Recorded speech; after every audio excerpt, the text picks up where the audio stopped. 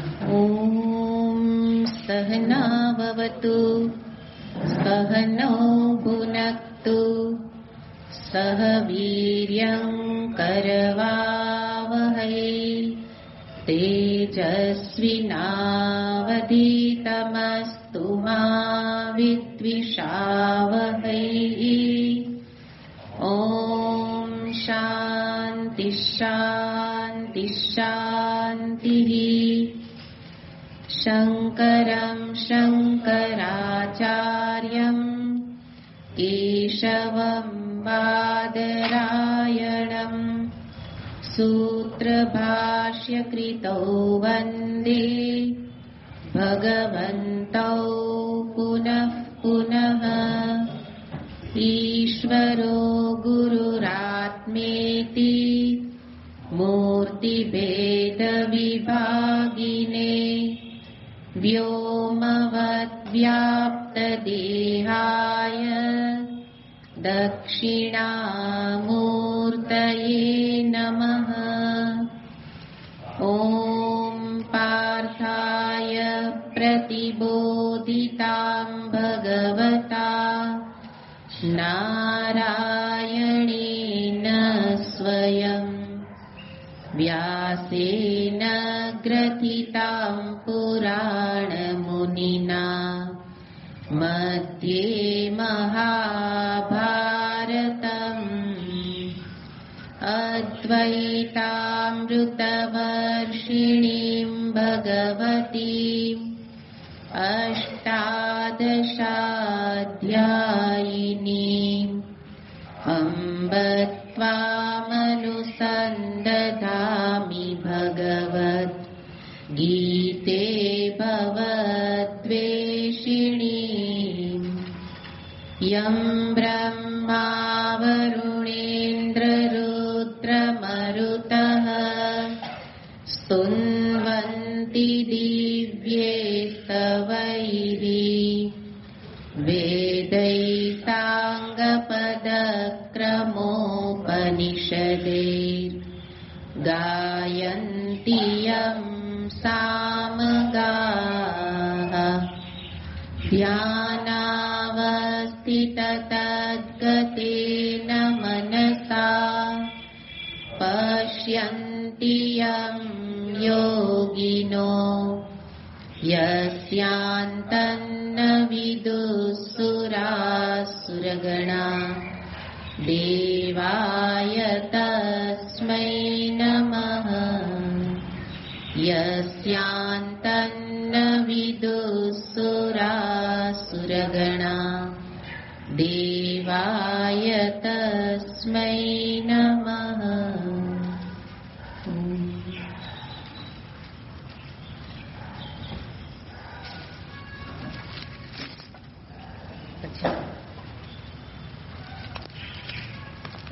ॐ श्री परमात्मने नमः। अथाष्टादशोऽध्यायः। अर्जुन उवाच सन्न्यासस्य महाबाहो तत्त्वमिच्छामि वेदितुम् त्यागस्य च ऋषिकेश पृथक् केशिनिषूदन। श्रीभगवानुवाच काम्यानां कर्मणां न्यासं सन्न्यासं कवयो विदुः सर्वकर्मफलत्यागं प्राहुस्त्यागं विचक्षणाः। त्याज्यं दोषवदित्येके कर्म प्राहुर्मनीषिणः। यज्ञदानतपः कर्म न त्याज्यमिति चापरे निश्चयं शृणु मे तत्र त्यागे भरतसत्तम। त्यागो हि पुरुष व्याघ्र त्रिविधः सम्प्रकीर्तितः यज्ञदानतपः कर्म न त्याज्यं कार्यमेव तत् यज्ञो दानं तपश्चैव पावनानि मनीषिणाम् एतान्यपि तु कर्माणि सङ्गं त्यक्त्वा फलानि च कर्तव्यानीति मे पार्थ निश्चितं मतमुत्तमम् नियतस्य तु सन्न्यासः कर्मणो नोपपद्यते तस्य परित्यागः तामसः परिकीर्तितः दुःखमित्येव यत्कर्म कायक्लेशभयात् त्यजेत् सकृत्वा राजसं त्यागम् नैव त्यागफलं लभेत् कार्यमित्येव यत्कर्म नियतं क्रियतेऽर्जुन सङ्गं त्यक्त्वा फलं चैव सत्यागस्तात्विको मतः न द्वेष्य कुशलं कर्म कुशलेनानुषज्यते त्यागी तत्त्वसमाविष्टो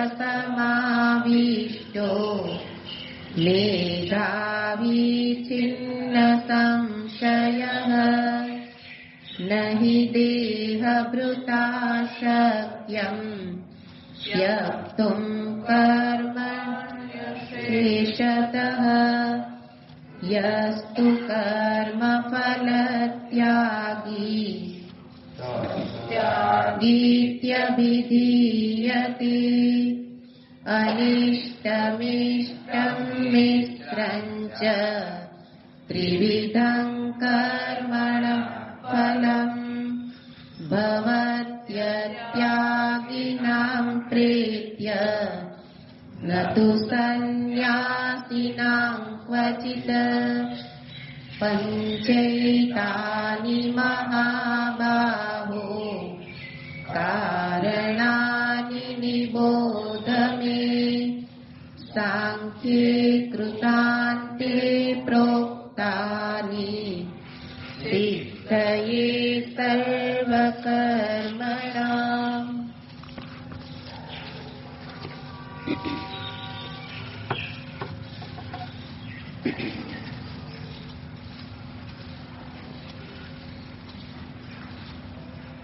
ભગવાન 18મા અધ્યાયના પ્રારંભમાં જ શબ્દ પ્રયોગ કરે છે સંન્યાસ સંન્યાસસ્ય મહાબાહો,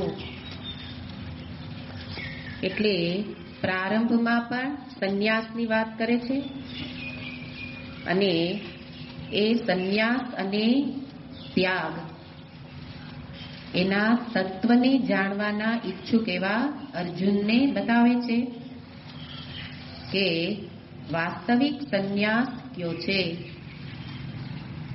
તો આ જ અધ્યાયમાં 66મો શ્લોક જે ઉપદેશનો ઉપસંહાર રૂપ છે તેમાં એ જ વસ્તુ વધારે સ્પષ્ટ કરી. સર્વધર્માન પરિત્યજ્ય, તો એ સંન્યાસ એટલે સમ્યક ન્યાસ, ત્યાગ. અને એ ત્યાગ ક્યાં સુધી કરવાનો છે તો ભગવાને કહ્યું સર્વ ધર્મોના ત્યાગ સુધી. પણ એનો અર્થ શું છે એ વખતે જોઈશું. પણ શરૂઆત જેની કરે છે એનો અર્થ સમગ્ર અધ્યાય મને શું સમજાવવા માંગે છે. તો મુખ્ય રૂપે ભગવાન અહીંયા ત્યાગની મીમાંસા કરે છે. 12 શ્લોકો સુધી આપણે શરૂઆતમાં જ પેલા શ્લોક વખતે પૂર્વ ભૂમિકામાં જોયું હતું કે 12 શ્લોકો સુધી ભગવાન ત્યાગની મીમાંસા કરે છે. જે આગળ 17મા અધ્યાયમાં જે 3 ગુણને અધીન એક વિષય જોયો તો આહાર, દાન, યજ્ઞ, તપ, એમાં દરેકને 3 ગુણને અધીન વિચાર કરાયો. ક્યુ તામસ, ક્યુ રાજસ અને ક્યુ સાત્વિક. એવી રીતે અહીંયા પણ 3 ગુણને અધીન એક વિષયને બતાવે છે અને એ છે ત્યાગ. તો અહીંયા ત્યાગને ભગવાન વારંવાર બતાવે છે, શ્રુતિ પણ બતાવે છે. ત્યાગે નૈકે અમૃતત્વ માનશુઃ. તો જ્યારે અનેક શ્રુતિઓ ત્યાગનો મહિમા ગાતી હોય, ગીતાજી પણ આટલા શ્લોકોથી ત્યાગનો મહિમા બતાવતી હોય, તો એનો અર્થ જીવનમાં ત્યાગનું કેટલું મહત્વ હશે. એટલે ભગવાન અહીંયા જે ચર્ચા કરે છે એને આપણે 12 શ્લોકો સુધી જોયું. 12મા શ્લોકમાં એનો ઉપસંહાર કર્યો કે ત્યાગ ન કરે એનું પરિણામ શું આવે. અત્યાગીનામ ત્રિવિધમ કર્મણ ફલમ પણ ન તો સંન્યાસીનામ. તો સંન્યાસીનામ શબ્દ દ્વારા ભગવાને ત્યાગી નામ પણ કહી દીધું. એટલે ત્યાગી અને સંન્યાસીને એક શબ્દમાં કહી દીધું કે એને એ ત્રિવિધમ કર્મણ ફલમ, એ 3 પ્રકારના ફળ અનિષ્ટમ, ઇષ્ટમ, મિશ્રમ એ પ્રાપ્ત થતા નથી. એનો અર્થ ત્યાગીની યાત્રા સંન્યાસ સુધી પહોંચે છે. અને સંન્યાસનો અર્થ સર્વ કર્મ સંન્યાસ એટલે બાહ્ય સંન્યાસની વાત નથી, પણ સ્વરૂપ અવસ્થિતિ રૂપ સંન્યાસ. અને ત્યારે એને દેહાદિમાં સંબંધ નથી, એટલે એને દેહાદિથી થતા કર્મના ફળ પ્રાપ્ત થતા નથી. જ્યારે અજ્ઞાન દશામાં અત્યાગી અજ્ઞાની એને દેહમાં તાદાત્મ્ય સંબંધ છે, એટલે દેહથી થાય એના ફળ એને ભોગવવાના. તો એ ફળ શબ્દનો અર્થ એટલા માટે આગળ વિસ્તારથી જોયો તો કે ફલ્ગુતયા અદર્શનમ લીયતે, જે એકવાર મળે અને જાય. અસાર છે, અનિત્ય છે, એને જ કહેવાય ફળ. અને એ ફળ 3 પ્રકારે મળે. એનો અર્થ અજ્ઞાન દશામાં થયેલા કર્મ, એના આ 3 ફળ એ અત્યાગીને પ્રાપ્ત થાય છે, પણ ત્યાગીને નહીં. આગળ 5મા અધ્યાયમાં પણ આ બેયને એક કરીને બતાવ્યા હતા. એકમ સાંખ્યમ ચ યોગમ ચ. અહીંયા પણ એમ જ કહ્યું, એકમ ત્યાગમ ચ સંન્યાસમ ચ. ત્યાગીની યાત્રા સંન્યાસી સુધી પહોંચે એટલા માટે બેયને એક કરીને સંન્યાસીનામ શબ્દ પ્રયોગ કરી દીધો કે સંન્યાસીને એ ફળ પ્રાપ્ત થતા નથી. પણ આપણે થોડું વચ્ચે એમાં વિભાગ કરીને ફળને પણ વિભાગ કરીને બતાવ્યા કે ત્યાગી એટલે પેલો સંગનો ત્યાગ, ફલનો ત્યાગ, એવો કર્મયોગી. એને કદાચ ફળ પ્રાપ્ત થાય એવું કેવું હોય તો ચિત્ત શુદ્ધિ રૂપી ફળ પ્રાપ્ત થાય. તો અહીંયા એ રીતે આખો સંસાર, આખો જગત એ ફળ રૂપ જ છે. એટલા માટે જ્યાં જુઓ ત્યાં બધા 3 માંથી એક પ્રકારનું ફળ ભોગવે જ રાખે છે ને. જીવનમાં આ ફળ નિરંતર પરિવર્તન પામે છે. સારું ખરાબ મિશ્ર, સારું ખરાબ મિશ્ર. મનુષ્ય યોનિમાં વધારે મિશ્ર ફળ પ્રાપ્ત થાય છે. અને એ ફળ શા માટે પ્રાપ્ત થાય છે એનો ઉત્તર ભગવાને આપ્યો કે જીવનમાં ત્યાગ નથી એટલે. તો આપણને થોડીક ત્યાગ વિશેની સમજદારી આ ભગવાને જે બતાવી એના વિશે બહુ સુંદર એક ચર્ચા છે, જેને કહેવાય ત્યાગની મીમાંસા, ત્યાગ વિશે ચિંતન. કે કેવી રીતના જીવનમાં ત્યાગ સુધી પહોંચવાનું છે. ત્યાગ કોણ કરી શકે? જેના જીવનમાં ત્યાગનો મહિમા છે, મહત્વ જાણે છે. એટલે એક સરસ વિચાર કરાયો છે કે જેની અંદર જે આપણી અહીંયા અત્યારની સ્થિતિ છે, લોકોની વાસ્તવિક સ્થિતિ શું છે? સંગ્રહ. હે ને? બધા લોકો કેવા છે? સંગ્રહ પ્રેમી. એટલે શાસ્ત્રનું અધ્યયન નથી ગમતું. કારણ ત્યાગની વાત આવે ને મારે કાંઈ છોડવું નથી. પણ વિચાર વિના આપણે ત્યાગથી ભાગીએ છીએ. વાસ્તવિક સુખ તો ત્યાગમાં છે, એ દરેકને અનુભવ છે, પણ એ અનુભવનો વિચાર નથી કર્યો. એટલે આપણે એનો વિચાર કરી અને અંતે જોવાનું છે કે ત્યાગની અહીંયા મહિમા ભગવાન કેમ ગાય છે. તો સંગ્રહ છે તો જોવાનું કે ભગવાન અહીંયા અવાસ્તવિક ઉપદેશ કેમ આપે છે, લોકોને ન ગમે એવો ઉપદેશ કેમ આપે છે. તો એના માટે સરસ વિચાર છે કે આપણા જીવનમાં ત્યાગ એ જરૂરી છે. અને સાથે જરૂરી જ નહીં, કહેવામાં આવે કે સંગ્રહથી, માત્ર સંગ્રહથી જીવન ચાલે નહીં. એને કેટલાક વાક્યો બહુ સુંદર ચર્ચામાં કરેલા છે કે ત્યાગથી જ જીવન શક્ય છે. સમગ્ર લૌકિક જીવન પણ જેમાં આપણે નિરંતર બે વસ્તુ સાથે ચાલે છે, ત્યાગ અને સંગ્રહ. આપણી દ્રષ્ટિ સંગ્રહ ઉપર છે, એટલા માટે આપણને ત્યાગ ગમતો નથી. પણ આપણે ત્યાગ કરીને જ જીવનને સુખમય બનાવી શકીએ એ જાણીએ છીએ. એને અને કરીએ પણ છીએ. બાહ્ય જગતથી જોતા જઈએ અને આંતર જગત સુધી જુઓ તો ત્યાગ નિરંતર થાય છે. સમગ્ર શરીર પણ તો જ સ્વસ્થ રહે જો નિરંતર ગ્રહણની સાથે ત્યાગ થતો હોય. એને તો મલ ત્યાગ ન થાય તો શરીર ચાલે નહીં. ત્યાંથી શરૂ કરો તો શરીરને સ્વસ્થ રાખવા મુખ્ય ત્યાગ મહત્વનો છે. અને એનાથી આગળ બે વસ્તુ સતત સામે આવે છે. એકનો સંગ્રહ થાય છે, બીજાનો ત્યાગ થાય છે. અને ત્યાગ કરતા કરતા જ સુખી થવાય એ પણ આપણે જોઈ શકીએ જો વિચારીએ તો. અને એના માટે અહીંયા વિચાર કરાવે છે કે દરેકના જીવનમાં, જેના જીવનમાં અશુભનો ત્યાગ થયેલો હોય એને આપણે જોઈએ છીએ સુખી કોણ છે, ત્યાગી કે સંગ્રહખોર. એને તો અશુભનો જેના જીવનમાં ત્યાગ છે એ સુખી છે. એટલા માટે સંગ્રહ કરો, શુભનો સંગ્રહ કરો, અશુભનો ત્યાગ. એવી રીતના આચરણ, દુરાચરણ એનો ત્યાગ અને સદાચારનો સંગ્રહ એ લાવો. એક લાવો બીજું છોડો, એક પકડો બીજું છોડો. જીવનમાં સુખી થવા આપણે આ બધી વસ્તુ જાણીએ છીએ. સદબુદ્ધિનું ગ્રહણ અને દુર્બુદ્ધિનો ત્યાગ. એવી રીતના જ્ઞાન, સમજદારીનો ગ્રહણ અને જે કંઈ ચિત્તમાં ખોટી માન્યતાઓ ભરેલી છે એનો ત્યાગ.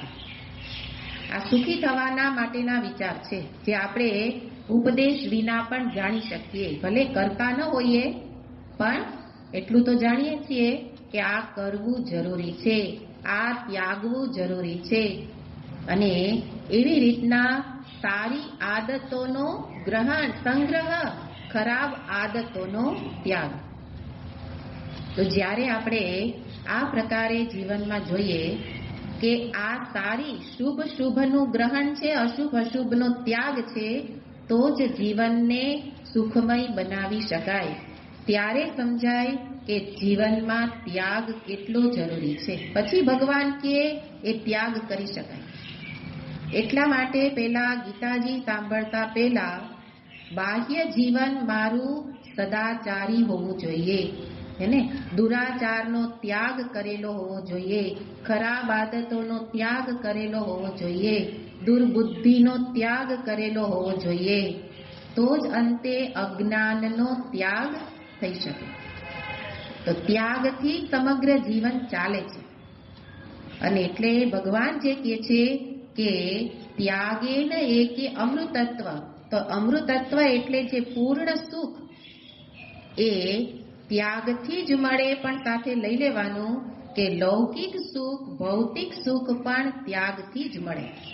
એને જે હમણાં જોયું કે જીવનમાં આપણા મનની અંદર શાંતિ ક્યારે મળે?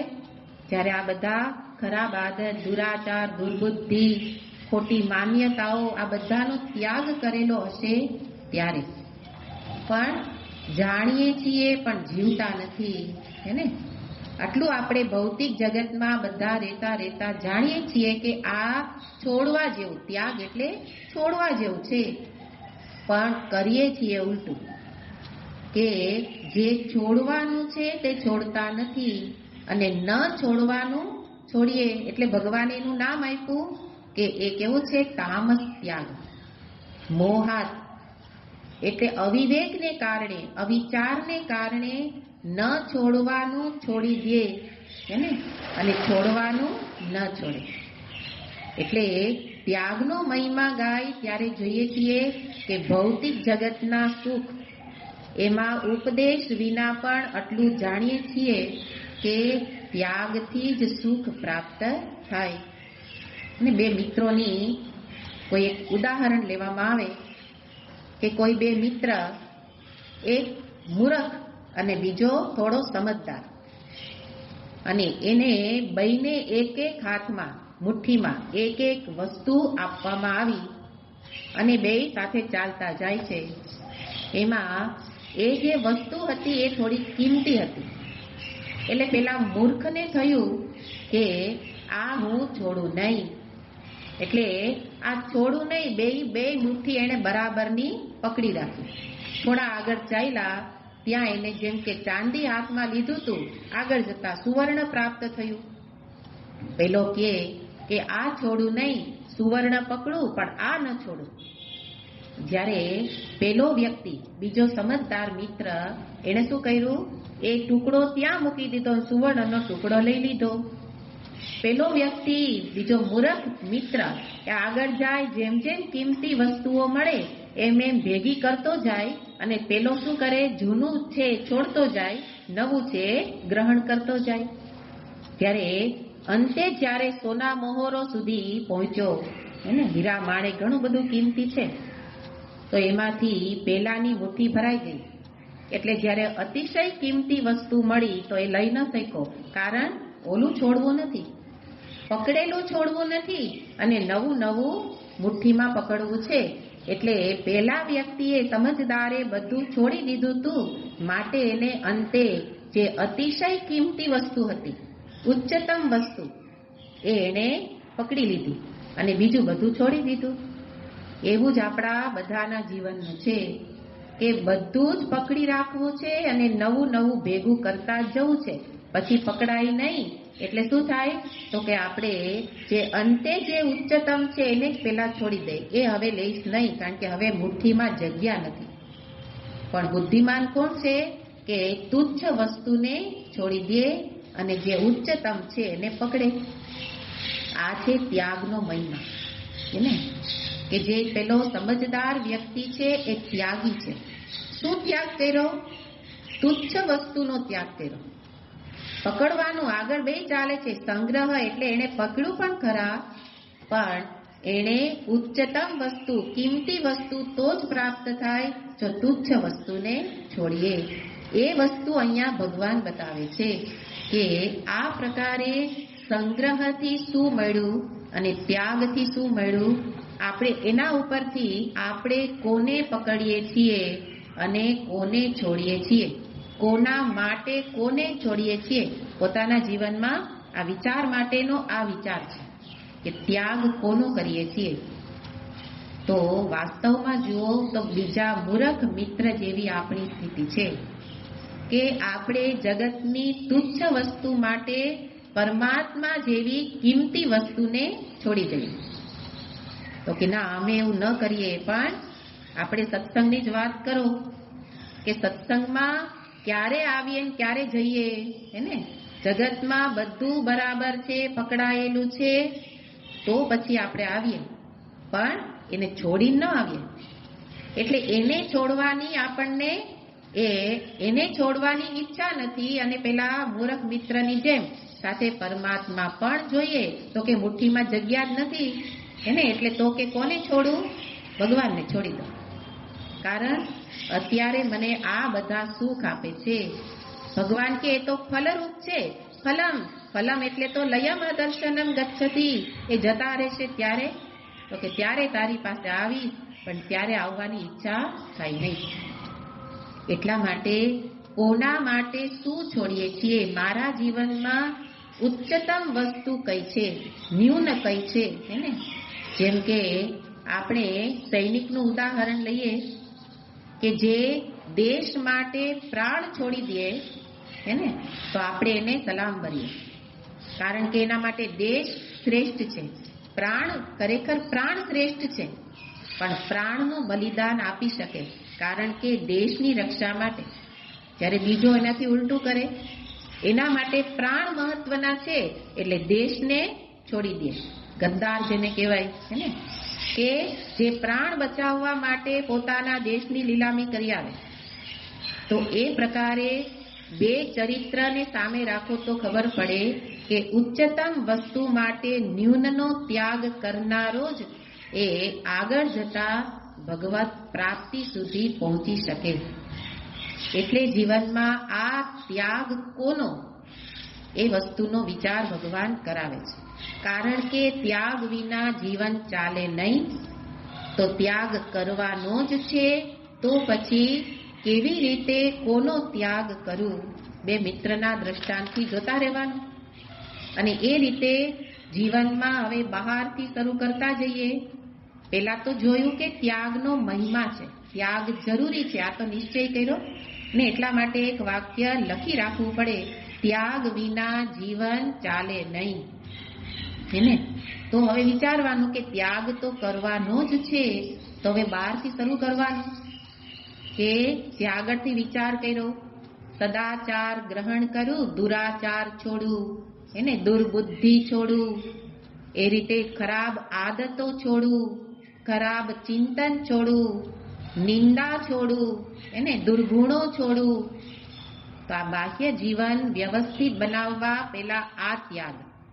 આપણે સીધું પરમાત્માની વાતો કરવા લાગ્યા, પણ આ ત્યાગ તો કર્યો નથી. સ્વાર્થ ત્યાગ, એને મુખ્ય વસ્તુ એ છે જે નથી થતો.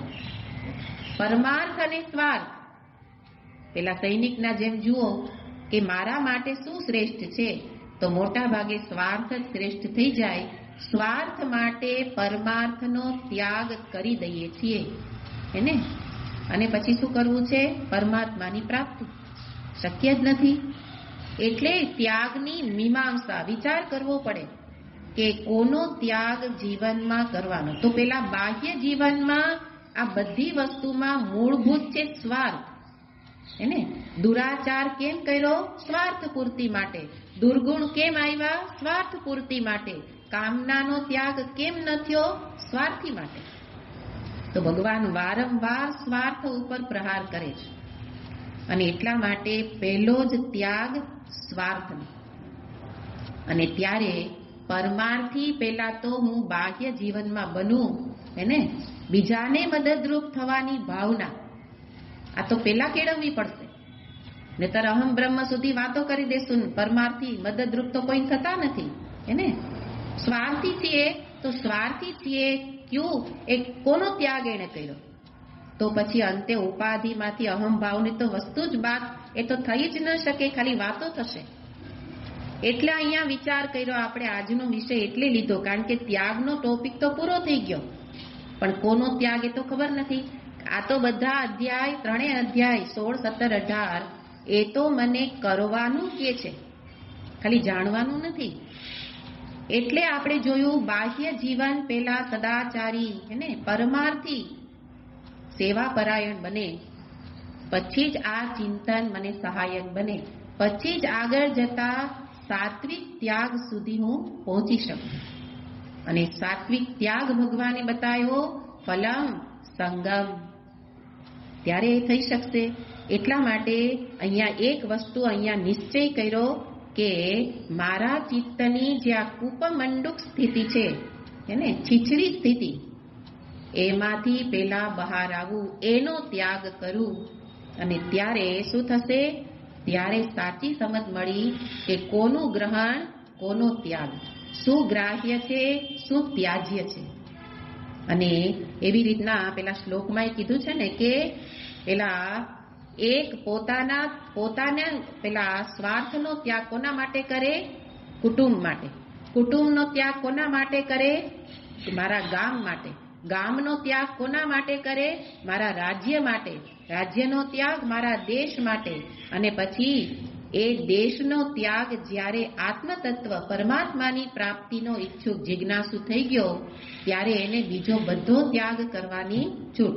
પણ પેલા ક્રમથી આ ત્યાગ જેણે કરેલો હોય એનાથી શું થશે? ચિત્ત ધીરે ધીરે વિશાળ બનશે ને, અને વિશાળ ચિત્તમાં જ વ્યાપક બ્રહ્મ તત્વનું જ્ઞાન થઈ શકે. તો ત્યાગ મારા ચિત્તને વિશાળ બનાવે. એટલા માટે નિરંતર ત્યાગ માટે એક જ વાક્ય વિચારવાનું કે હું બીજા માટે શું કરી શકું, એને મને શું મળે એ નહીં, હું બીજા માટે શું કરી શકું. આ ત્યાગનું લક્ષણ છે. અને એ જ ભગવાન કે મને ગમે. પણ જો એ ન કર્યો તો અત્યાગી. એ સ્થૂળ વસ્તુને કઈ ક્યાંય ગણતરીમાં નથી લીધી. ઘર, પરિવાર, કુટુંબ, બાહ્ય ચીજ વસ્તુ, શું ખાઓ છો, શું પીવો છો, શું ઓઢો, કોઈ બાહ્ય ચીજ વસ્તુ ગીતાજીમાં આવી જ નથી. આ અંતરની સ્થિતિ નિરંતર બતાવે છે કે અંતર એમને સ્વાર્થ પરાયણ હોય ને બહાર આપણે બધું સાદગી ભર્યું જીવન જીવતા હોઈએ તો એનો કોઈ અર્થ જ નથી. પણ ચિત્ત ઉચ્ચતમ બનાવવું અને આનાથી બનશે. નહીં તો ચિત્ત અત્યાગી છે એનો અર્થ સંગ્રહખોર છે ને, તો પછી 3 ફળ માટે તૈયાર. એટલે અહીંયા કહ્યું ત્રિવિધમ કર્મણ ફલમ. અને એ કોના માટે? જેણે જગતને પકડ્યું, ભગવાનને છોડ્યા ને, તો એના માટે એ કર્મનો ત્યાગ ભલે કરે, એ મોહથી કરશે કે કાય ક્લેશ ભયથી કરશે, પણ એ ત્યાગ એ શ્રેષ્ઠ ત્યાગ નથી. એટલા માટે અહીંયા બતાવે છે કે એટલે અહીંયા નિરંતર ત્યાગ કોનો એ વિચાર અહીંયા કરાવે છે. અને એટલે આ અત્યાગીને માટે કહ્યું કે એ ત્યાગ યાત્રાનું ફળ જુએ તો સમજાય કે ત્યાગથી લાભ છે, પણ નથી કરતો તો 3 પ્રકારના ફળ છે. એટલે અહીંયા કે છે યસ્માત સહકર્ત્રૈવ નાસ્તિ તદા કથમ ફલમ ભવિષ્યતિ. પણ જે સંન્યાસી કે જે પોતાને કરતા માનતો નથી પણ એની સ્થિતિ ત્યાં સુધી કેવી રીતે પહોંચી એનો વિચાર કર્યો. એ બાહ્ય જગતથી શરૂ કરી આંતર જગત સુધીની આ યાત્રા જેણે કરી, ત્યાગની યાત્રા, એ અંતે સંન્યાસનો અધિકારી.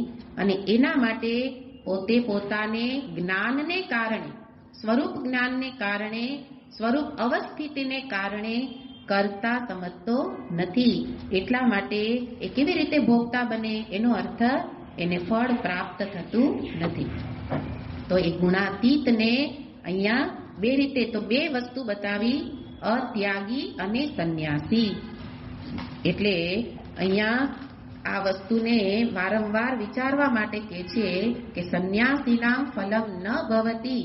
કર્મના સિદ્ધાંતને પણ ભગવાન અહીંયા પોતે જ તોડે છે ને. કર્મનો સિદ્ધાંત છે અવશ્યમેવ ભોક્તવ્યમ શુભાશુભ કર્મણ ફલમ. અવશ્ય કર્મનું ફળ તો ભોગવવું જ પડે, પણ ભગવાન પોતે કહે છે ફલમ ન ભવતી. એનો અર્થ શું? એનો અર્થ એ ફળ પ્રાપ્ત કરતો નથી. શું કામ નથી કરતો? કારણ કે ભગવાને જ કહ્યું કે કરતા ભાવથી એ કર્મ કરતો નથી.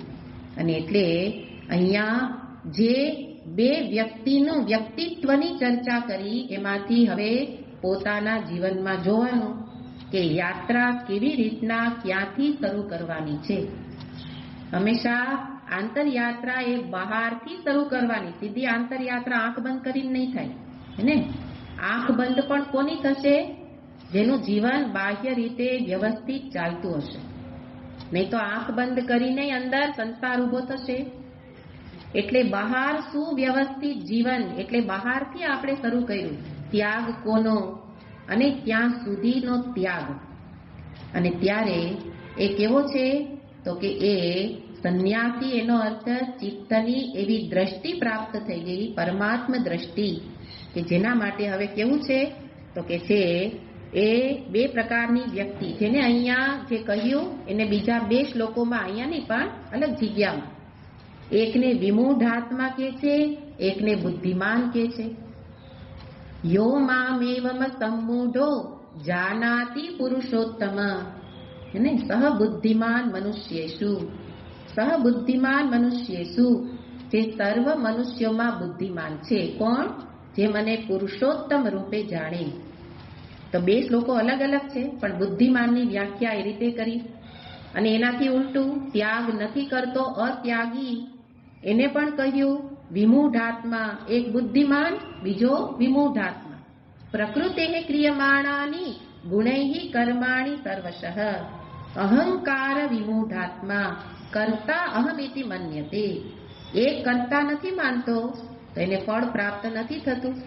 જ્યારે બીજો વિમૂઢાત્મા શું કરે છે? તો કે પોતાને કર્તા સમજે છે. ખરેખર કરતા નથી. પ્રકૃતિ ક્રિયમાણાની, બધું જ પ્રકૃતિના નિયમથી થાય છે. પણ વ્યક્તિ શું સમજે છે? હું કરતા છું. તો એને ફળ પ્રાપ્ત થાય છે. અને એટલે હું કરતા છું કે કેમ, હવે એના વિશે ભગવાન આગળ વિચાર કરાવે છે. અને એના માટે આગળ 13મો શ્લોક આપણે જોયો. તો 12 શ્લોક સુધીમાં 12મા શ્લોકમાં ભગવાને ત્યાગ વિષયનું સમાપન કર્યું કે ત્યાગ જરૂરી છે. કેવો ત્યાગ? સાત્વિક, કોણ તામસિક, કયો રાજસિક. અને એના અંતે ત્યાગ ન કરે તો એનું પરિણામ શું મળે? અને એનાથી એની અંદર જ એક પ્રશ્ન ઉદ્ભવ્યો, જે ભાષ્યકારે સંગતિમાં કહેલું કે જે પરમાર્થદર્શિનામ એવ અશેષ કર્મણ અશેષતઃ કર્મ ત્યાગ સંભવતી. આવો પરમાર્થદર્શીને માટે જ સંપૂર્ણ કર્મનો ત્યાગ સંભવ છે, પણ પેલા અજ્ઞાનીને માટે નહીં. કેમ નહીં? કારણ કે એ પોતાને કર્તા સમજે છે. કર્તા સમજે ત્યાં સુધી સર્વ કર્મનો ત્યાગ એના માટે શક્ય નથી. દેહભૃત છે, અજ્ઞાની તરીકે દેહમાં તાદાત્મ્ય છે, એટલે પણ એના માટે એ શક્ય નથી. અને એટલે કરતા છું. તો આપણે હવે એના ઉપર વિચાર આગળ ભગવાન શરૂ કરે છે. એની પૂર્વે આપણે ફરી પોતે વિચાર કરીએ, પછી આગળ ભગવાનનો વિચાર સમજાશે. કારણ કે ભગવાન એવા શબ્દ પ્રયોગ કરે છે કે એટલે આ 13મા શ્લોકમાં ભગવાન અર્જુનને તૈયાર કરે છે. ભાષ્યકાર પોતે કહે છે કે ઉત્તરત્ર ચેતઃ સમાધાનાર્થમ વસ્તુ વૈષમ્ય પ્રદર્શનાર્થમ ચ તાની કારણાની જ્ઞાતવ્યતયા સ્તૌતિ. આ હું કરતા છું કે નહીં એના વિશે ભગવાન સમજાવે છે, પણ એમાં જેટલા જેટલા કારણો બતાવે છે, 5 કારણ. એક કારણ એ કેવા છે? તો કે છે એ સમજવા થોડા કઠિન છે. કઠિન હોવાથી ભગવાન પહેલા એની પ્રતિજ્ઞા કરે છે 13મા શ્લોકમાં કે એ પહેલા એનું નામકરણ પછી કરશે, પણ એના માટે કે છે કે ચિત્તને આગળના ઉપદેશ માટે તૈયાર કરે છે. કોના ચિત્તને? અર્જુનના. હે મહાબાહો શબ્દ પ્રયોગ દ્વારા, હે મહાબાહો તું તો કેવો છે? મહાન કર્મી છો, હેને? ઉત્તમ ઉત્તમ કર્મ, શ્રેષ્ઠ કર્મ કરેલા છે, પણ એ કર્મ એનો કરતા તું એકલો નથી. જે આપણે માનીએ છીએ, પણ પોતાને સફળ માનીએ અને શું માનીએ? મેં કર્યું. પણ એ સફળતા એ મારા એકની નથી, એમાં હજારો પરિબળો ભાગ ભજવે છે. એ તરફ આપણું ભગવાન ધ્યાન દોરે છે. અને એમ પણ કરતા, એક સરસ વિચાર કર્યો છે કે હું કરતા છું એ અનુભવ તો છે, બધાયને અનુભવ છે. કે હું કરતા છું, મેં કર્યું એને, ત્યારે એક વાક્ય બતાવવામાં આવે કે બધા અનુભવો સાચા હોય નહીં. ક્યાં અનુભવ સાચા હોય? તો કે છે પ્રમાણ વ્યવહાર પશ્ચાત યહ ભવતી સહ અનુભવ. આ અનુભવ સાચો કહેવાય કે જે પ્રમાણ વ્યવહારથી એનો નિશ્ચય કરવામાં આવે કે આ સાચો. આપણે કહીએ એટલે સાચો ન હોય, પણ શાસ્ત્ર પ્રમાણ એ બતાવે ત્યારે એના ઉપર વિચાર કરીએ ત્યારે સમજાય કે આ અનુભવ સાચો છે કે નહીં. મોટા ભાગના આપણા અનુભવો આપણી દ્રષ્ટિએ સાચા છે, પણ બીજાની દ્રષ્ટિએ સાચા નથી હોતા. એટલે કે છે હું કરતાનો અનુભવ એ ખરેખર મારો ભ્રમ છે. પણ સત્ય હકીકત શું છે? તો કે છે ભગવાન જ કહે છે કે એ જે કર્તાનો અનુભવ છે એ સાચો એટલે નથી કારણ કે પ્રમાણ, શાસ્ત્ર પ્રમાણ, ગીતા પ્રમાણ કહે છે કે હે મહાબાહો, એ કર્મની અંદર તો એતાની પંચ કારણાની એ સર્વ કર્મણામ સિદ્ધયે, સર્વ કર્મમાં આ 5 કારણ રહેલા છે. એટલે કે હું કરતા સમજુ છું એ મારો અનુભવ ભ્રમ છે એને.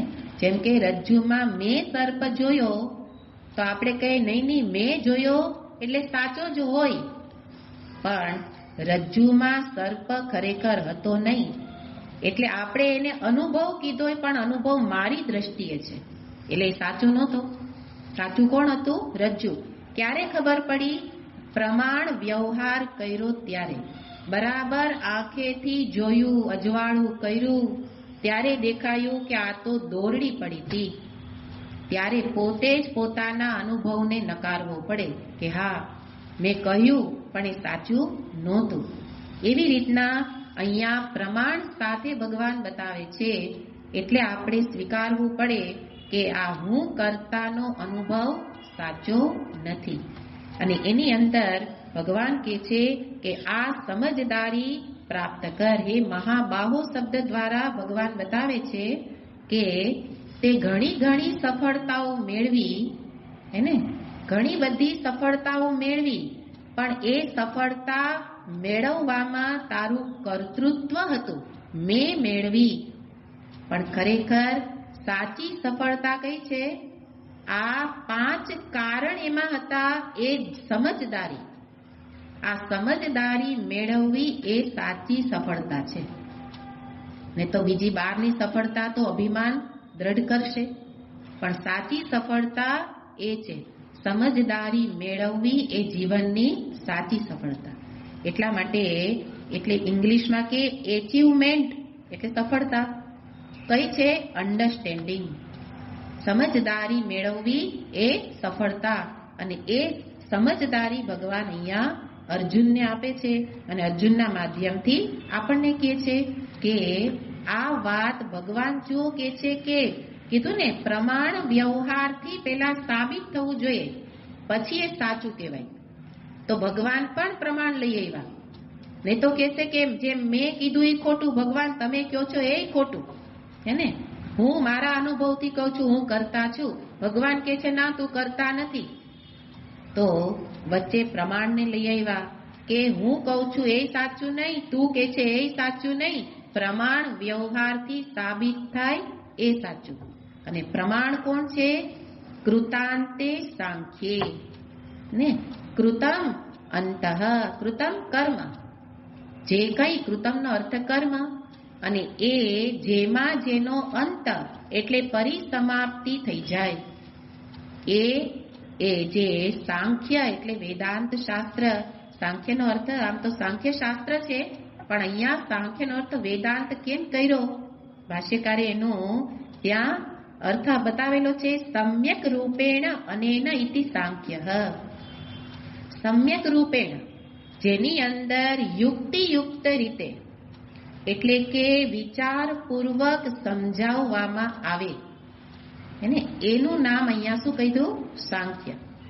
એટલે સીધું એમ કહેવામાં નથી આવતું કે અમે કહીએ ને તમે માની લ્યો, પણ યુક્તિયુક્ત મનમાં બુદ્ધિમાં બરાબર ગ્રહણ થાય એટલે સુધીનો જેમાં વિચાર કરાવેલો હોય એ શાસ્ત્ર, એ વેદાંત શાસ્ત્ર અને એ વિદ્યા, એનું જ નામ અહીંયા શું કીધું? સાંખ્ય.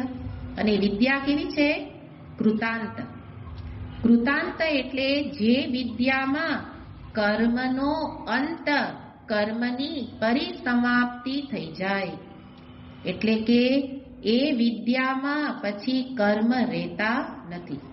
કર્મનો અંત એટલે કે હવે એમાં કર્મનું કોઈ સ્થાન રહેતું નથી. હવે માત્ર જાણીને પ્રાપ્તિ છે, કરીને નહીં. તો કરવાનું હતું, ક્યાં સુધી કરવાનું હતું? કર્મની પરિસમાપ્તિ શેમાં થઈ? વિદ્યા પ્રાપ્તિમાં. વિદ્યા સુધી પહોંચાડ્યા. વિદ્યા પ્રાપ્તિ સુધી પહોંચાડી દીધા એટલે હવે કર્મનું કામ થઈ ગયું પૂરું. એને નામ કૃતાંત. હવે કર્મનો અંત થઈ ગયો. એટલે જે પેલા કર્મવાદીઓ છે ને, મીમાંસકો, કે મોટા ભાગના જગતની અંદર કે બસ અમે તો ભાઈ કર્મ કરીએ, સારા કર્મ કરો, જીવનભર એ જ કરવાનું છે. એના માટે ભગવાન કહે છે નહીં, કર્મનું અંતિમ ફળ તો આટલું જ છે, મને વિદ્યા સુધી પહોંચાડે, ચિત્ત શુદ્ધિ કરાવી દે. એનાથી વિશેષ કોઈ કામ કર્મનું નથી. આગળ જ કીધું કર્મના ફળ તો સીમિત છે, એને ફલમ અનિત્ય છે. અનિત્ય અસાર ફળ એ કઈ નિત્યની પ્રાપ્તિ કેમ કરાવી શકે? એટલે કર્મ અંતિમ નથી, પણ કર્મ જરૂરી છે. ક્યાં સુધી? આ પ્રકારે ભગવાને બતાવ્યા, ત્યાગ પૂર્વક. એને કર્મ કરું, ફલના ત્યાગ બુદ્ધિથી, સંગના ત્યાગથી, એ રીતે કરતા કરતા વિદ્યા સુધી પહોંચાડે. અને એ વિદ્યા, એ બ્રહ્મ વિદ્યા, એમાં કર્મનું પરિસમાપ્તિ થઈ ગઈ, કર્મનો અંત આવી ગયો. એનું નામ છે કૃતાંત સાંખ્ય, એટલે કે વેદાંતે.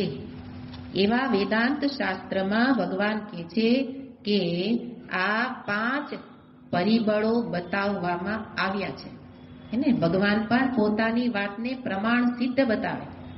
આપણે કહીએ ક્યાં લખ્યું છે બતાવો, એટલે આપણે તરત કે ભાઈ એ મને ખબર નહીં, તો પછી તમે સાચા હશો.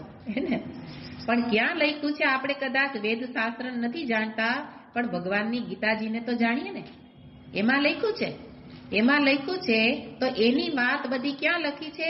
વેદાંત ઉપનિષદમાં. આ ઉપનિષદનો સાર છે. તો ગીતાજી ઉપનિષદનો સાર છે. આ વાક્ય ઉપરથી સ્પષ્ટ થઈ ગયું કે ભગવાને કીધું કે જે અહીંયા 5 કારણ બતાવું છું, એ 5 વેદાંતમાં બતાવેલા છે. એટલે કે ગીતાજીની વાત ઉપનિષદ વિદ્યાથી, વેદાંત વિદ્યાથી જુદી નથી. અને એ વાત કે છે કે તું નિબોધ મેં, મારી પાસેથી જાણી લે, સ્પષ્ટતા પૂર્વક જાણી લે ને. એટલે ભગવાન કેવા, જેને કેમ કે ગુરુ અને ઈશ્વર, એના માટે કહેવાય અહેતુક દયા સિંધુ, કે પૂછ્યા વિના પણ મારા માટે હિતકારી હોય એ મને કહે. અને એવી રીતના ભગવાન પણ અહીં કહે છે. અને એવી રીતના વિચાર કરાવવા માટે નિબોધ મેં, મારી પાસેથી તું જાણી લે હે મહાબાહો, કે કોઈ પણ કર્મની સિદ્ધિ માટે, એટલે કે કોઈ પણ કર્મને પૂર્ણ કરવા માટે આ તું એક જવાબદાર નથી, તું એકલો કરતા નથી, પણ એની અંદર આ 5 વસ્તુઓ જવાબદાર છે. અને એટલે અહીંયા જે વેદાંત શાસ્ત્રને કહ્યું કૃતાંતે સાંખ્ય, એને કે જેની અંદર ત્યાં પણ ભાષ્યકાર પણ શ્લોકને ટાંકે છે કે સર્વમ કર્માખિલમ પાર્થ જ્ઞાને પરિસમાપ્યતે. આ કૃતાંતે સાંખ્ય માટે આ શ્લોકને ટાંકે છે ભાષ્યકાર કે સર્વ કર્મનો પરિસમાપન જ્ઞાનમાં થઈ જાય છે. અને એને જ અહીંયા શબ્દ પ્રયોગ કર્યો કૃતાંતે સાંખ્ય. અને એ રીતના જે ચિંતન કરે તો એના માટે કે છે કે તું મારી પાસેથી જાણ. અને શું કામ એને સામે ચાલીને કે? કારણ એ અર્જુન હતા, જે વિનમ્રતાથી સામે ઉપસ્થિત થયેલા છે, એને બતાવે છે કે તારું આ કર્તૃત્વનું અભિમાન છોડી દે. આમ તો વિનમ્ર થઈને શિષ્ય સ્તેહમ થઈને ઉભા છીએ, એને પણ મુખ્ય અહંકાર તો હજી ગયેલો નથી, અને અહંકાર છે કર્તૃત્વનો અહંકાર. અને અહંકાર દૂર ક્યારે થાય? આ વાસ્તવિકતા જાણે કે હું વાસ્તવમાં કરતા નથી. સીધું નાહમ કરતા નથી કીધું અહીંયા, પણ સમજાવે કે કેવી રીતે તું એક કરતા નથી.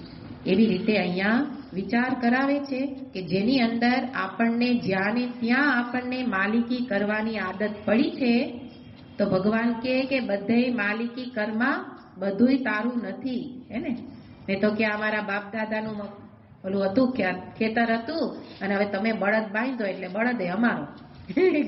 એક જગ્યાએ દ્રષ્ટાંત આપ્યું કે એક બાપ દાદાના ખેતર, એ તો હતું નહીં પોતાનું, બાપ દાદાએ લીધું હતું, એમાંય પોતે માલિક થઈ ગયો, અને પછી કોકે બળદ બાંધ્યું, પણ મારા ખેતરમાં બાંધ્યું એટલે મારું. ભગવાન કહે કે કાંઈ તારું નથી, એને પણ બધે કર્તૃત્વ લઈને તું ફરે છે, માલિકી લઈને ફરે છે, પણ ખરેખર તો આની અંદર કેટલા બધાનો હાથ છે. પછી આપણે એને આપણી ભાષામાં સમજાવતા હોઈએ ઘણી જગ્યામાં કે સવારથી લ્યો એક ચીજની અંદર કેટલા બધા કામ કરે છે ને. એક ટૂથપેસ્ટ હાથમાં લ્યો ત્યારથી યાદ આવે કે એની અંદર કેટલા બધાનો સહકાર છે. તેવી રીતના વ્યવહારિક ઉદાહરણ આપીને સમજાવે. અહીંયા ભગવાને શાસ્ત્રીય વસ્તુ બતાવી, અને એટલે પેલા પ્રતિજ્ઞા કરી કે માટે તું આ બધી જગ્યાએ તું કે ને કે મેં કર્યું એ ભાવને છોડ ને. એટલે પેલા મહાત્મા એક સરસ એક વસ્તુ બતાવે છે કે એક દંડો મારીશ, બોલીશ ને તો હું કરતા છું બોલીશ તો એક દંડો મારીશ, હે ને? નિબોધ મેં જાણી લે, નહીં તો જો બોલ્યો તો એક દંડો ઉગામીશ. કારણ કે દંડો ખાવાને જ લાયક છો. તું કરતો નથી અને શું બડાઈ મારે? મેં કર્યું. અને એટલે કે છે આ મોટામાં મોટી મૂર્ખામી છે કે કંઈ કરે નહીં પણ બધેય બોલે મેં કર્યું. તો તું એક કરતા નથી તો કોણ પાંચ છે? એના નામકરણ ભગવાન 14મા શ્લોકમાં કરે છે. અધિષ્ઠાનં તથા કર્તા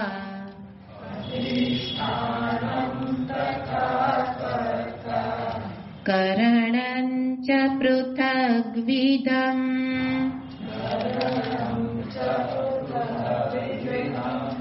વિવિધાશ્ચ પૃથક્ ચેષ્ટા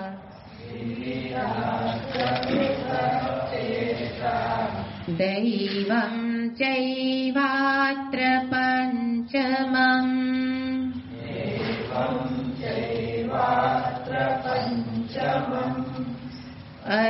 અધિષ્ઠાનં તથા કર્તા કरणं ચ પૃથગ્વિધम् પૃથક્ ચેષ્ટા દૈવં ચૈવાત્ર પંચમम्. કે છે એક છે અધિષ્ઠાન, બીજો કર્તા, કરણ પૃથગ્વિધમ, કરણં ચ પૃથગ્વિધમ એટલે કે અનેક પ્રકારના એક કરણ. વિવિધાહ ચ પૃથક ચેષ્ટા, ચતુર્થ કે છે વિવિધ પ્રકારની ચેષ્ટા. અને પંચમ છે દૈવમ, દૈવમ ચ અત્ર પંચમમ. તો અહીંયા નામકરણ માત્ર કર્યા, ખાલી ભગવાન તો નામકરણ કરી દે, પણ આપણે એ નામ એક એક શબ્દને સમજવા ભગવાન શંકરાચાર્યજીની સહાય લેવી પડે એને. નહીં તો આમાં અધિષ્ઠાન શું, કર્તા, કરણ એનો કાંઈ અર્થ સમજાય એવો છે નહીં. એટલે તો આગળ ભગવાને પ્રતિજ્ઞા કરી કે હું તને કહીશ, તું તૈયાર થઈ જા, કારણ કે આ સમજવું થોડું કઠિન છે એને. એક તો સ્વીકારવું જ કઠિન છે કે હું કરતા નથી, હું એકલો કરતા નથી. અને સાથે સાથે શબ્દ પ્રયોગ પણ એવા છે કે જે સમજવા થોડા કઠિન છે. ભગવાન ભાષ્યકાર એનો અર્થ કરે છે કે અધિષ્ઠાન એટલે શું. પહેલા આપણે માત્ર એની વ્યાખ્યાઓ જોઈએ વિસ્તારથી, પછી જોઈશું. અધિષ્ઠાન શબ્દ પ્રયોગ કરતા કે છે ઈચ્છા દ્વેષ સુખ દુઃખ જ્ઞાનાદિનામ. ઈચ્છા, દ્વેષ, આગળ આ શબ્દ પર આવી ગયેલા છે. ઈચ્છા, દ્વેષ, સુખ, દુઃખ, જ્ઞાન એ સુખ દુઃખ જ્ઞાનાદીનામ અભિવ્યક્તે એ અભિવ્યક્તે આશ્રય, એનું નામ અધિષ્ઠાન. અધિષ્ઠાનનો અર્થ આશ્રય. આશ્રય એટલે શું? અધિષ્ઠાન એ આશ્રય, પણ એ આશ્રય કોણ છે? શરીરમ. તો હવે અધિષ્ઠાનનો અર્થ ક્યાં ગયો? શરીરમાં. શરીર અધિષ્ઠાન. અહીંયા પેલા પરમાત્મા તત્વ અધિષ્ઠાનની વાત નથી, કારણ કે આ તો કર્મની વાત છે ને. તો કર્મની વાત હોય તો અધિષ્ઠાનનો અર્થ ભાષ્યકાર કહે છે શરીરમ. શરીર એટલે શું કરે છે શરીર? તો કે એ આ બધાને આશ્રય આપે છે. આશ્રય આપે છે. કોને કોને આપે છે? ઈચ્છા, દ્વેષ, સુખ, દુઃખ, જ્ઞાન એને અભિવ્યક્ત કરવાનો આશ્રય આપે છે. આમ તો આ બધા મનના ધર્મ છે. ઈચ્છા વગેરે ક્યાં રહીએ? મનમાં. પણ અહીંયા મન અર્થ નથી, કારણ કે કરણ શબ્દ પછી આવે છે. તો અહીંયા ઈચ્છા વગેરેને મનમાં હોય, પણ અભિવ્યક્ત કોણ કરે? મુખ. હે ને? તો આપણે મુખ ઉપર જોઈએ તો ત્યારે સમજાય કે ઓહો બહુ દુઃખ છે અથવા બહુ સુખી છો. તો સુખ દુઃખ ને અભિવ્યક્ત કોણ કરે છે? મુખ, શરીર. અને એટલા માટે શરીરને શું કહ્યું? અધિષ્ઠાન. તો કર્મનું એક કારણ અધિષ્ઠાન, બીજું કર્તા. ઉપાધિ લક્ષણો ભોગતા જીવ. કર્તા કોણ છે? જીવ. પણ કેવો? ઉપાધિ લક્ષણ ભોગતા, જેને ઉપાધિમાં તાદાત્મ્ય છે એનું નામ કર્તા, અને એ જ કોણ બને? ભોગતા. એ જીવ છે. કરણમ. કરણ એટલે શ્રોત્રાદિકમ શબ્દાદિ ઉપલબ્ધ. એ શ્રોત્રાદિ વગેરે કરણ ઇન્દ્રિય, કે જે 10 ઇન્દ્રિય છે, પણ ભાષ્યકાર કે છે નાના પ્રકારમ તદ દ્વાદશ સાંખ્યમ. અનેક પ્રકારે 12 સંખ્યા વાળા આ કરણ, કે જે શું કરે છે? શબ્દાદિ વિષયોને ગ્રહણ કરે છે. એ શ્રોત્રાદિ ઇન્દ્રિય. તો બહારથી 5 વિષયોને ગ્રહણ કરે, શબ્દ, સ્પર્શ, રૂપ, રસ, ગંધ.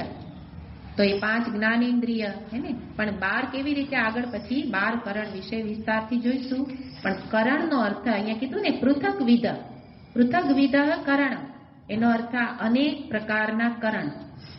પછી કીધું વિવિધાચ ચેષ્ટા. ચોથું કારણ કોણ છે? કર્મ માટે વિવિધ પ્રકારની ચેષ્ટા. પણ ચેષ્ટા એટલે હાથ પગની ચેષ્ટા નહીં, પણ ચેષ્ટાનો અર્થ છે વાયવીયાહ પ્રાણાપાનાદ્યાહ ઇતિ ચેષ્ટા. વાયવીયાહ પ્રાણપાનાદ્યાહ. વાયુઓ, અનેક પ્રકારના વાયુઓ છે. એ શું કરે છે? શ્વાસ પ્રશ્વાસ હે ને. એના માટે જે વાયુ સંબંધી ક્રિયા, શ્વાસ ઉચ્છ્વાસ, શ્વાસ પ્રશ્વાસ, એના માટે ક્રિયા કોણ કરે છે? વાયુ. તો અનેક પ્રકારના વાયુઓની જે આ ક્રિયા છે એનું નામ છે ચેષ્ટા. તો પ્રાણ ક્રિયા, કર્મમાં એક તત્વ એ પણ કારણ છે. તો જુઓ કે આપણા જ દેહમાં રહેલા બધાઈને બતાવ્યા. શરીર, ઇન્દ્રિય, પ્રાણ, અને સાથે કે છે પંચમ દૈવમ. દૈવમ એટલે દેવતા. તત્વબોધમાં આવ્યું હતું કે દરેક ઇન્દ્રિયના અધિષ્ઠાતા દેવતાઓ છે. એને અહીંયા કે છે આદિત્યાદિ ચક્ષુરાદિ અનુગ્રાહકમ. આદિત્યાદિ દેવતાઓ, પણ એ બહાર આકાશમાં રહેલા નહીં, પણ ચક્ષુરાદિ અનુગ્રાહકમ. ચક્ષુ વગેરેને એ કાર્ય કરાવનાર, શક્તિ આપનાર, અનુગ્રાહક એ દેવતા. તો આપણી અંદર રહેલા બધા જ તત્વો એ શું કરે છે? એક કર્મને પૂર્ણ કરવા માટે બધા જ સહાયક છે હે ને. અને બધાયનો આરોપ મેં પોતાના ઉપર કરી લીધો. અને શું કહીએ? મેં કર્યું. એ કોણ બોલે છે? અહંકાર વિમૂઢાત્મા કરતા અહમ ઇતિ મન્યતે. હે મૂરખ હે ને. હે મૂરખ, ભગવાન કે છે તું એકલો કરતા નથી, વિમૂઢાત્મા છો, વિચાર નથી કરતો, એટલે કે છે કે હું કરું છું. તો એક અહંકારને ભગવાન ચાખા મારે છે હે ને. કે આમાં જો એકેય જગ્યાએ તારું નામ ક્યાંય આવ્યું? અહંકારને ક્યાંય પોતાનું નામ આવ્યું નથી, પણ છતાંય 5 કરે છે ને આરોપ પોતાના ઉપર મેં કર્યું. ભગવાન કે આ રીતના કર્મ થાય છે, પણ તું કરતા નથી. તો 5 વિશે વિસ્તારથી પછી. ઓમ પૂર્ણમદ પૂર્ણમિદં પૂર્ણાત પૂર્ણમુદચ્યતે પૂર્ણસ્ય પૂર્ણમાદાય